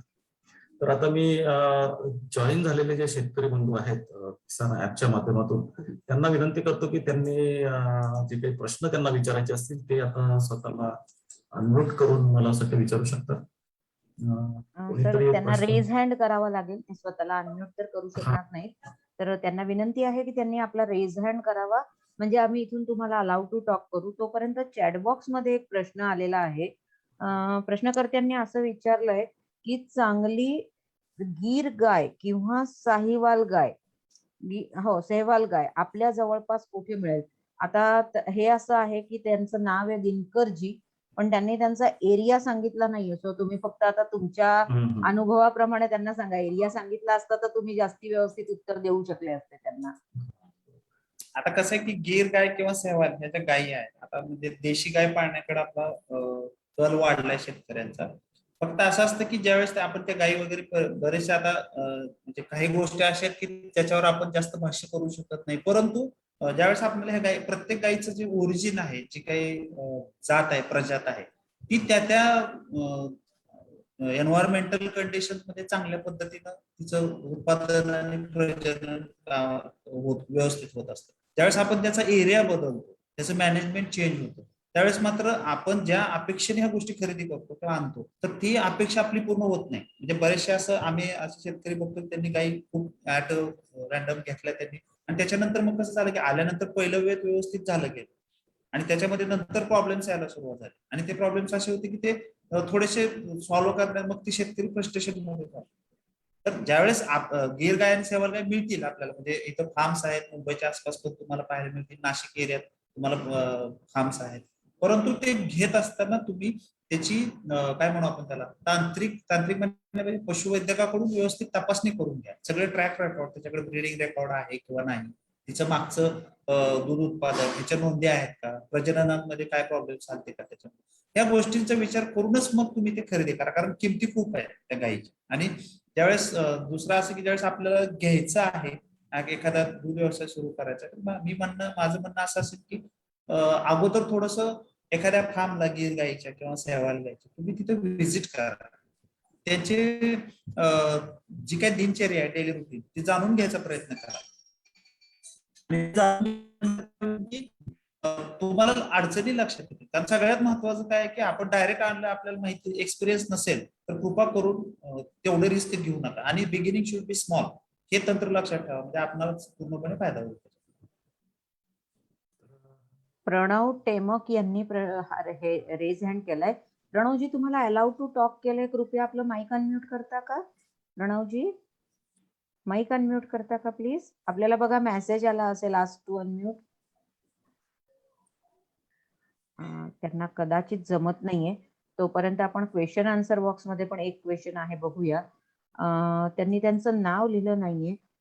त्यांनी प्रश्न असा दिलाय की जानवर एकदा भरवल्यावर वारंवार माझावर येऊ पाहते, यावर उपाय काय असू शकतो? ही खूप मोठी समस्या आहे बरं का, म्हणजे वारंवार उलटणं. आता त्याला कारण खूप आहेत, खूप म्हणजे खूप कारण. मग आता मी जास्त तांत्रिक गोष्टीकडे लक्ष, फक्त माझं म्हणणं एवढंच असेल की तुम्ही किती दिवसांनी माझ्यावर येते, किती वेळ माझ्यावर राहते, या 2-3 गोष्टी तिचं खात्यात वेल्यानंतर तिचे किती दिवस झाले, ही थोडीशी जर हिस्ट्री म्हणतो आपण त्याला, हिस्ट्री जर समजली आपल्याला, तर मग मात्र आपल्याला त्याच्यावर. आणि सगळ्यात महत्वाचं, कुठल्याही पद्धतीचे गावठी उपचार त्याच्यावर करू नका. तज्ञ पशुवैद्यक याचा सल्ला घ्या. आणि जोपर्यंत तो पशुवैद्यक त्या गायीची प्रजनन संस्थेची तपासणी करत नाही, तोपर्यंत त्याच्यावर उपचार करता येणार नाहीत. असं मी, म्हणजे आता फक्त तुम्ही एवढंच म्हणताय की ती वारंवार उलटते, परंतु वारंवार उलटण्यासाठी कारण खूप आहेत. आता त्यातलं कुठलं कारण असू शकतं, जोपर्यंत मी तुमच्याकडून त्या गायीची म्हशीची पूर्ण माहिती घेत नाही आणि तिच्या प्रजनन संस्थेत, म्हणजे तिथं जे डॉक्टर्स असतील, तर कृपा करून ते डॉक्टर ज्यावेळेस तपासतील तुमच्या गायीला किंवा म्हशीला, जी काय असेल ते, तर ती तपासणी करून झाल्यानंतर तुम्ही जरी मला फोन केला आणि मला पूर्ण माहिती दिली, तर मी त्याच्यावर एक आधारित तुम्हाला एक त्याचं अंदाजे त्याचं काय कारण असू शकतं आणि त्याच्यावर काय उपचार करता येतील हे मी तुम्हाला सांगू शकतो. फक्त याच्यावर सॉरी, म्हणजे मी काय तर चुकीचं सांगेन आणि मग त्याच्यातून रॉंग मेसेज बाहेर पडेल. प्रणवजी, आपण आपलं माईक अनम्यूट करता का? प्रणवजी, त्यांना कदाचित माईक अनम्यूट करायला जमत नाहीये किंवा नेटवर्कचा इश्यू आहे. सर, आपण माहिती खूप छान दिलेली आहे आणि फक्त एकच मला आता विचारायचंय, म्हणजे इथून प्रश्न येत नाहीयेत म्हणून, की जेव्हा दुधाला विक्रेता तुम्ही बाजारात जाता, तेव्हा तुम्हाला इतर प्रोडक्ट्सची पण तुमचं दूध कसं सरस आहे हे सांगता आलं पाहिजे. या अनुषंगानं मला एक प्रश्न डोक्यात असा आलाय, की सध्या नॉन व्हिगन लोक, म्हणजे जे गाईचे किंवा असे पशुजन्य पदार्थ वापरत नाही, अशा लोकांचा प्रसार झपाट्यानं होतोय, की जी लोक दूध, दही असे प्रकार वापरत नाही, आणि ती लोक सोयाबीनचं दूध किंवा आल्मंड मिल्क हे प्रकार खूप वापरतात. तर जो दूध उत्पादक आहे त्याला थोडं हे माहिती असलं पाहिजे की त्या आणि ह्या दुधात फरक काय. त्याला त्या वेळेला समजवता आलं पाहिजे की दूध का वापरायचं, पशुजन्य का वापरायचं आणि आल्मंड मिल्क मध्ये काय फरक आहे. म्हणजे हा एक कदाचित वेगळा प्रश्न असू शकेल, असं होऊ शकतं, पण मला असं वाटलं की उत्पादकाला ही माहिती सुद्धा असावी. तर जर तुम्ही सांगू शकलात तर. त्यांनी विचारलं नाहीये, पण माझ्याकडनं हा एक प्रश्न मी तुम्हाला विचारते. आता तुम्ही प्रश्न खूप चांगला विचारलाय, परंतु असं अडचण अशी आहे माझी की मी आहे गायनेकोलॉजिस्ट, आणि दुधाची प्रत आणि जी काही क्वालिटी असते त्याच्याबद्दल आमच्याकडे ते वेगळे ते हे राहतात, एक्सपर्ट राहतात, जिथं आम्ही लाईफस्टॉक प्रॉडक्ट अँड टेक्नॉलॉजी एक आमचं वेगळं विभाग आहे. साधारणपणे आमच्या ह्याच्यात 17 विभाग आहेत, त्याच्यात मी गायनेकोलॉजिस्ट आहे. त्यामुळं तिथं मी म्हणजे माहिती नसताना किंवा तात्पुरती काहीतरी माहिती देणं ह्या प्लॅटफॉर्मवर हे मला संयुक्तिक वाटत नाही खरं तर. आणि आणि आता दुसरं असं आहे की आता बघ, जेवढं आता दूध हे दूधच आहे, त्याला सबस्टिट्यूट नाही. आणि जसं तुम्ही म्हटलं ते आल्मंड किंवा जे काही दूध आहे त्याची कॉस्ट ऑफ प्रोडक्शन आणि आपले दूध ते सगळे जण नाही घेऊ शकत सगळं त्या गोष्टी. आणि त्याची जी काही आपण म्हणतो त्याचं कॉन्स्टिट्यूएंट आहे, कॉन्स्टिट्यूएंट मध्ये फरक आहे. सगळेच त्याच्यामध्ये असणारे जे काही न्यूट्रिएंट्स आहेत, पोषण आहार जो आहे, कारण दूध हे पूर्णान्न म्हटलं जातं. म्हणजे आपण आधी कधी पण लहान मुलांना गाईचं दूधच देतो. आता फॅरेक्स किंवा जे काही लॅक्टोजन वगैरे आता आलेलं आहे, ते देण्यापेक्षा गाईचं दूध ज्याच्यामध्ये सगळ्या गोष्टी आहेत, आपल्याला काही करायची गरज नाही आणि स्वस्त मिळतंय, इझिली अवेलेबल एव्हरीवेअर. फक्त आता त्यातलं जे आणखी ज्या काही तांत्रिक गोष्टी आहेत, तथ्या मी नाही सांगू शकणार.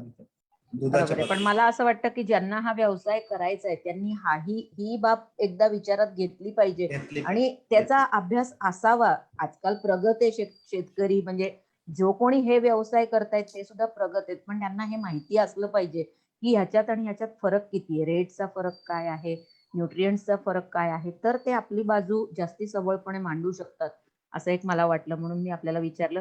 परत एकदा प्रणवजी, आपल्याला विनंती, आपण करू शकत असाल तर माईक अनम्यूट करता का प्लीज प्रणवजी? का तर त्यांनी चुकून हे रेज पूर्ण Maybe. hand raise झाला हा. असेल किंवा चॅट Hand raise बॉक्स मध्ये त्यांनी प्रश्न किंवा टाकला त्यांना- तरी चालेल. हो, चॅटबॉक्स मध्ये तुम्ही टाकलात तरी चालेल. मी फेसबुकवर पण बघतीये, फेसबुकवर पण कोणाची काही कमेंट असेल तर आपण त्यालाही न्याय देऊयात. Actually ती फेसबुकवर link- सध्या हा. काही कमेंट नाहीये. आपल्याला काही एक्स्ट्रा कमेंट द्यायची असेल सर तर आपल्याजवळ अजून एक 5-7 मिनिटाचा वेळ आहे, आपण देऊ शकताय. आणि फेसबुकवर जवळजवळ 120 लोक तुमचा हा कार्यक्रम ऐकतायत, तर अच्छा. तुम्ही त्यांना काही संदेश देऊ शकत असाल तर देऊ शकताय. संदेश म्हणजे पशु व्यवसाय किंवा दुग्ध व्यवसाय, डेअरी बिझनेस जो म्हणतो आपण, ह्या डेअरी बिझनेस मध्ये आपण अगदी वाढलापासून आपण तो करत आलेलो आहोत आणि तो करत असताना व्यावसायिक दृष्टिकोन हे पहा, म्हणजे असं म्हणतो की आपण पशु म्हणजे हे जे काही डेअरी बिझनेस आहे याच्यामध्ये 25% नफा मिनिमम कुठंच जात नाही. पण हा 25% नफा मिळवायचा असेल तर त्याच्याकडे आपल्याला, म्हणजे जोपर्यंत आपण व्यावसायिक दृष्टिकोन, म्हणजे परत परत मी हेच म्हणेन की हा व्यवसाय करत असताना कुठेतरी व्यावसायिक दृष्टिकोन ठेवणं गरजेचं आहे. आपल्या गाईचं किंवा म्हशीचं दूध 5 किंवा 10 ml न जरी कमी झालं, पण याच्यासाठी आपल्याला आपल्या ज्या काही गाई म्हशी आहेत, आपला जो शेड आहे, गोठा आहे किंवा जो फार्म आहे, तिथं नोंदणी म्हणजे रेकॉर्डिंग सिस्टीम तुम्हाला अपेक्षित आहे, की ज्याचा अभाव आम्ही ज्यावेळेस फिरतो वेगवेगळ्या शेतकऱ्यांकडे फार्मला, तर त्या नोंदणी किंवा रेकॉर्डिंग म्हणतो आपण, त्याचा अभाव आम्हाला जाणवतो. आणि हे जे नोंदणी आहेत किंवा रेकॉर्डिंग जे आहे प्रत्येक गोष्टीचं, तिच्या दूध उत्पादनाशी असतं, तिच्या प्रजननाशी असतं, तिचं आरोग्याशी रिलेटेड असतं, तिच्या आहाराशी रिलेटेड असतं. ह्या ज्या नोंदी आहेत, ह्या नोंदी जर आपण वेळोवेळी ठेवल्या, सगळ्यात महत्वाचं आहे. आणि तुमचे रजिस्टर बघितल्यानंतर तुमच्या गोठ्याच्या शेडमध्ये काय प्रॉब्लेम आहे ह्याचा एक अंदाज येऊन जातो. ज्यावेळेस तुम्ही कुठली एक्सपर्ट टीम बोलवता किंवा तुमच्या गोठ्यात कॉमन प्रॉब्लेम्स काय येतात, तर सुरुवात इथून करायची की नोंदी ठेवा प्रत्येक गोष्टी. बऱ्याच वेळेस वाटतं की काय आज 20 ml दूध कमी दिलं किंवा 100 ml दूध कमी दिलं, काय त्याचा फरक नाही पडणार आहे, तर असं नको. त्या रोजच्या दुधाची नोंद आपल्याकडे पाहिजे, जेणेकरून कुठल्या स्टेजला तिचं दूध कमी होतंय, कारण दूध कमी होणं हे एक माझ्यावर येण्याचं लक्षण पण आहे. एक दूध कमी होणं हे ती आजारपणाचं पण लक्षण आहे. म्हणून नोंदी महत्वाच्या आहेत, कारण रोज जर आपण प्रत्येक वेळी, आणि दुसरी गोष्ट आपण स्वतः जातीनं लक्ष घालणं सगळ्यात महत्वाचं. जोपर्यंत तुम्ही लेबरवर अवलंबून असाल प्रत्येक गोष्टीसाठी तुमच्या फार्म, तर मग मात्र फार्म मध्ये तुम्हाला ह्या समस्यांचा सामना भरपूर करावा लागतो. म्हणजे आपण स्वतः, जसं मी सांगितलं की गाय किंवा म्हैस माझ्यावर आहे किंवा नाही हे पाहणं आणि गाय किंवा म्हैस माझ्यावर आहे हे दिसणं, ह्याच्यात खूप फरक आहे. मी सहज फिरत असलं तर मला गाय माझ्यावर आलेली दिसली नाही, मी ती गाय आवर्जून बघितली की माझ्याकडे 10 गायी आहेत, माझ्याकडे 10 म्हशी आहेत, तर मी त्यांना आवर्जून बघतो कुठली गाय माझ्यावर आली किंवा नाही. त्याच्यानुसार मग डॉक्टरांना बोलून, कारण कृत्रिम रेतन किंवा ते स्त्री बीज आणि पुरुष बीज आहेत ते लाईव्ह सेल्स आहेत. म्हणजे गाय माझ्यावर आल्यानंतर मला दिसली, मग मी आता ते लग्न करून येतो आणि मग मी डॉक्टरांना बोलवतो, असं चालणार नाही. कारण त्यांची जी वाढ असते त्या लाईव्ह सेल्स आहेत, जिवंत पेशी आहेत, ते वाढ थांबणार नाही. ते एकदा तिथून रिलीज झालं की त्याचं 12 किंवा 18 तास खूप झाले, 18 तासामध्ये त्याची डेथ काय नाही झालं तरी ठरलेली. मग तुम्हाला म्हणजे मी तर म्हणेन कृत्रिम रेतन करत असताना कुठलं बाकीची कामं बाजूला ठेवा, पहिलं योग्य वेळी कृत्रिम रेतन तिचं करून घ्या, तरच आपले 21 दिवस वर्षातले कमी होणार, 2 वेतातला अंतर, नाहीतर होणार नाही. मग आणि त्याच्यापेक्षा अर्जन्सी असं काय समजू नये, कारण ते जीवन त्यांना काय घेणं नाही. म्हणजे मालकाला मुलाचा वाढदिवस आहे, स्वतःचा वाढदिवस आहे, कुठं मला अर्जंट ऑफिसला जायचंय म्हणून मग मी डॉक्टरांना नंतर फोन करतो, असं चालणार नाही. तुम्ही नंतर फोन केला तर डॉक्टर येतील, कृत्रिम रेतन करून पण जातील. पण जे काही स्त्री बीजाचं एजिंग म्हणतो, एजिंग ऑफ ओसाइट म्हणतो आम्ही त्याला, त्याची जी काय वाढ होते ती वाढ आणि तुमचं कृत्रिम रेतन ह्याचा समन्वय झाल्याशिवाय अजिबात त्याच्याकडून तुम्ही गाय गाभण राहण्याची एक थोडी सुद्धा अपेक्षा धरू. त्याच्यासाठी आपणाला त्याच्या पद्धतीने काम करावं लागणार. आपल्या सोयीनुसार कुठलीही गोष्ट चालणार नाही. ब्राझील किंवा बाहेरच्या देश कंट्रीज मध्ये आपल्या इथलं नेणाऱ्या गायींचं दूध उत्पादन जास्त आहे, तिथल्या म्हशी खूप चांगलं दूध उत्पादन देतात. ती लोक म्हणतात की त्यांना जे पाहिजे ते आम्ही देतो, त्या गायीला किंवा म्हशीची जी रिक्वायरमेंट आहे ती आम्ही त्यांना प्रोव्हाइड करायचा प्रयत्न करतो, नव्हे आम्ही देतो. आणि आपण आपण आपल्याला जे पाहिजे ते आपल्या जनावरांना देतो. तर हा जो फरक आहे, हा याचा डायरेक्ट परिणाम हा तुमच्या प्रोडक्शनवर आणि रिप्रोडक्शनवर. म्हणून हे करत असताना थोडस शास्त्रीय जो दृष्टिकोन आहे तो शास्त्रीय दृष्टिकोन ठेवणं अतिशय गरजेचं आहे. कारण आता सध्याचं युग जे आहे ते स्पर्धेचं युग आहे. तुम्हाला स्पर्धेत टिकून राहावं लागेल. तुमचा जो प्रॉडक्ट आहे दूध, त्याची गुणवत्ता तुम्हाला मेंटेन ठेवावं लागणार आहे. आजकाल तुमचं फॅट केवायसी तिथंच तुमचं दूध तुमच्या डेअरी फार्मवर तिथं रिजेक्ट केलं जातं. मग अशा गोष्टी ज्यावेळेस तुम्हाला नुसतं दूध उत्पादन वाढवून चालणार नाही, तर त्याची प्रत पण तुम्हाला सुधारावी लागणार. जसं की आपल्याला एखाद्या गायपासून दुसरी गाय पाहिजे असेल, कालवड पाहिजे असेल, तर ती एक मोठी लॉंग टर्म इन्व्हेस्टमेंट असते. आणि ती गाय जर फिमेल असेल तर मग प्रश्नच नाहीये. तुम्हाला म्हणजे लॉंग टर्म इफेक्ट मध्ये त्या फिमेल पासून तुम्हाला त्या गाय होणार आहे, गायपासून तुम्हाला फायदाच होतो. म्हणून या बारीक सारीकच्या गोष्टी आहेत, बारकावे जे आहेत पशु व्यवसायातले, पशुसंवर्धनातले किंवा दुग्ध व्यवसायातले, हे बारकाव्यांचा नीट अभ्यास करा. त्याच्याशी रिलेटेड संबंधित पुस्तकं वाचायला शिकली पाहिजे आपण. मार्केटमध्ये जी काय अवेलेबल पुस्तकं आहेत, आणि मग 2-4 पुस्तकं वाचल्यानंतर लक्षात येतं की ह्यातलं तांत्रिकदृष्ट्या योग्य कुठलं आहे ते आपण तेवढेच जाणते आपण आहोत. आणि त्याच्यानुसार आपल्याला हे समजतं की कुठलं पुस्तक वाचायला पाहिजे, कुठल्यावर आपल्याला जास्त माहिती घ्यायला पाहिजे. पण नुसतं दूध व्यवसाय करत असताना त्याच्याशी संबंधित एक 4-5 पुस्तकं आपल्या हातात असावीत. त्याचा वापर तुम्ही कधी पण करू शकता, कधी पण ते वाचू शकता, आणि त्यातून शास्त्रीय ज्ञान आहे, माहिती आहे ती तुम्ही काढू शकता. पण विदाउट रिडिंग अजिबात त्याचा धोका पत्करायचा नाही. वाचन ही सगळ्यात महत्वाची गरज, त्याच्याशी रिलेटेड वाच, अवांतर म्हणून. धन्यवाद सर. शेळके सर, आपण आता आभार प्रदर्शन करा. नक्कीच.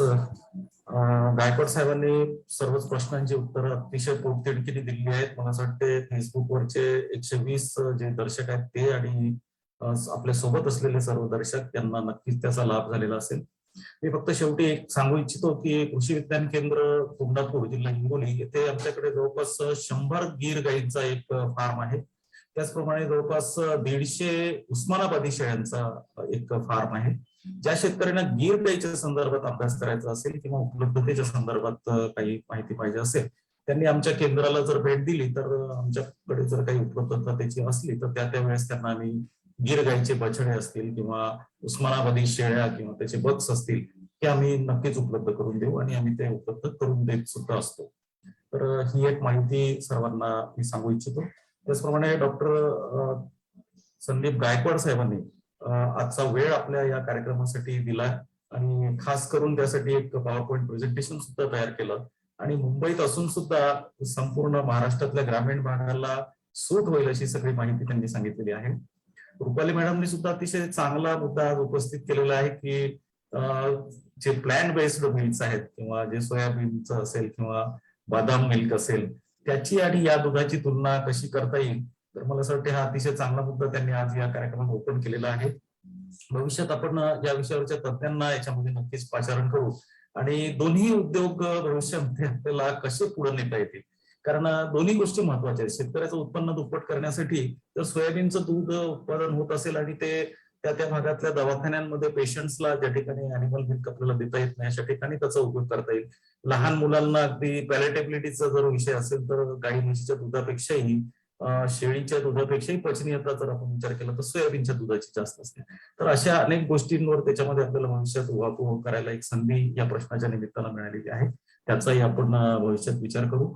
आणि गायकवाड साहेबांनी आम्हाला उत्स्फूर्त प्रतिसाद दिला. मला असं वाटतं हा दुसरा वेबिनार त्यांचा या विषयावर किंवा आमच्या सोबत आहे. तर भविष्यात आपल्या कॉलेजमधले आणखी काही वक्ते असतील आणि ज्यांचा आमच्या ग्रामीण भागाला फायदा होऊ शकेल अशा विषयावर आपण भविष्यात वेबिनार आयोजित करू. तुम्ही थोडीशी आम्हाला तिथं मदत करा, कारण आता या कोविडच्या परिस्थितीत आम्ही प्रत्यक्ष येऊ शकत नाही आणि तुमच्या माध्यमातून जर तसं काही आपल्याला करता आलं तर ते नक्कीच आपण आमच्याशी जोडून द्या एवढी विनंती करतो.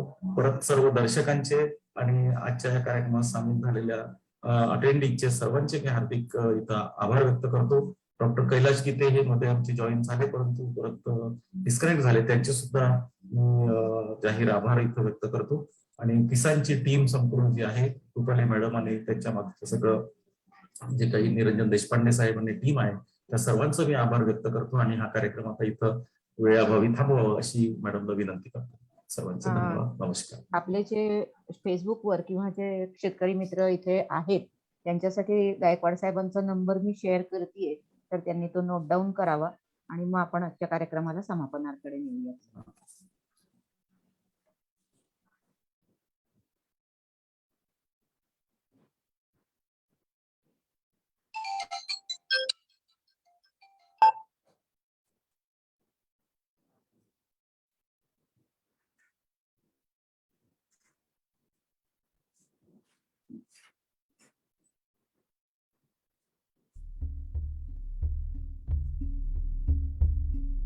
असंख्य शेती विषयक उत्पादनाची माहिती मिळवा. प्रात्यक्षिकांचे व्हिडिओ एका क्लिकवर बघा. कंपन्यांशी थेट संवाद साधा. खास ऑफर्स मिळवा. हे सगळं आता किसान ऍप मध्ये. किसान ऍप डाउनलोड करा.